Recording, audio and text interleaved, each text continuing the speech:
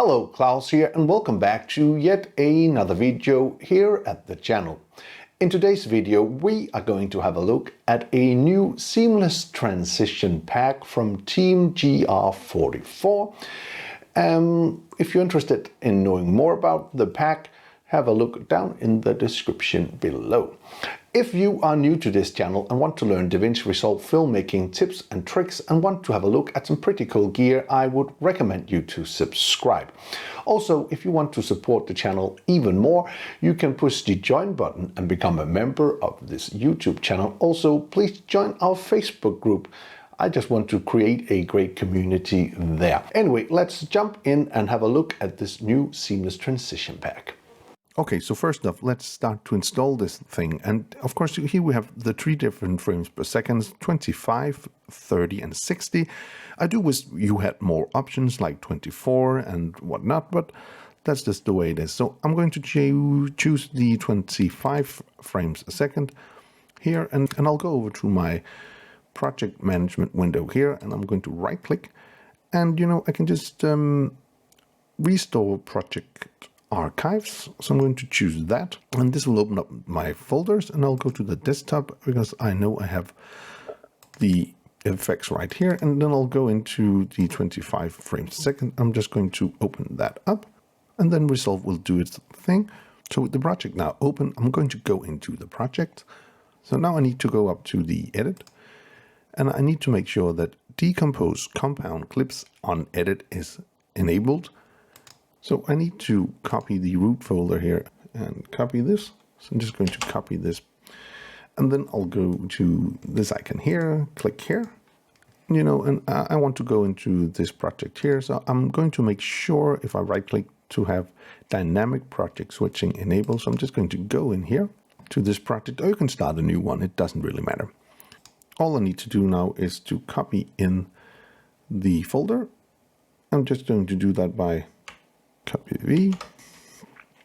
Okay, so now we got the pack installed, and I'm going into the different transitions.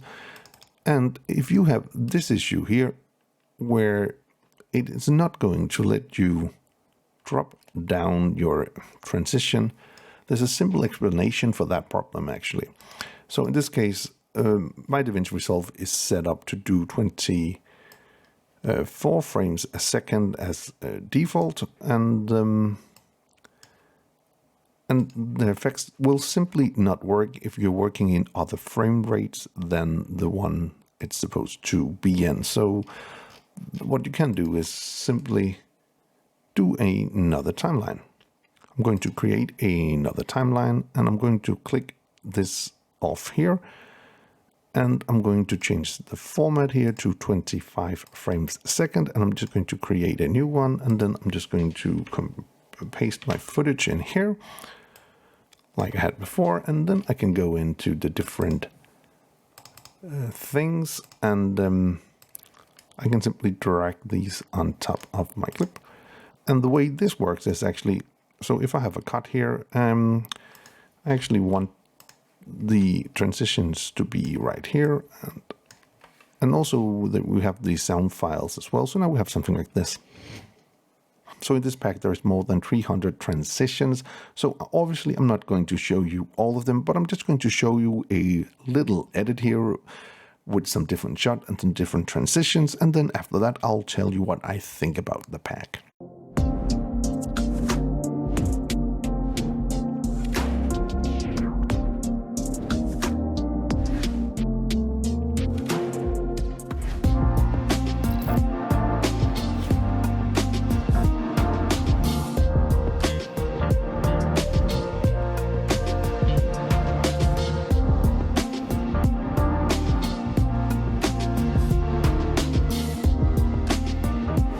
Okay, so that was a quick look at the seamless transition pack. I have a couple of things about it. So one thing I don't particularly like about the pack is that you are actually limited to working either in 24 frames, 30 frames, or 60 frames. It doesn't fit into all frame rate types, and that's a bit of a shame. Second thing about the pack is if you're using Davinci Resolve 17, I think there are other packs more suited because of the way you import the packs into Davinci Resolve, if you are on 16, it's a pretty good pack.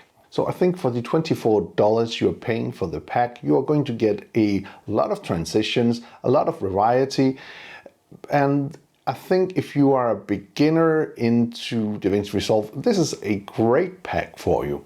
However, one thing to be aware of is that some of the transitions are simply not going to work into the free version of Davinci Resolve.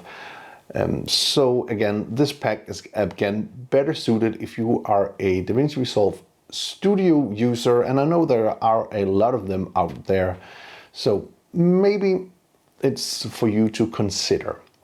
Anyway, I do hope you found this video useful. If you did, please hit that subscribe button, give the video a like, share it with your friends if you think it would help them out, and if you want to be notified every time there's a new video on this channel, please hit that bell icon down in the corner. Until next time, keep filming, keep learning, and keep sharing.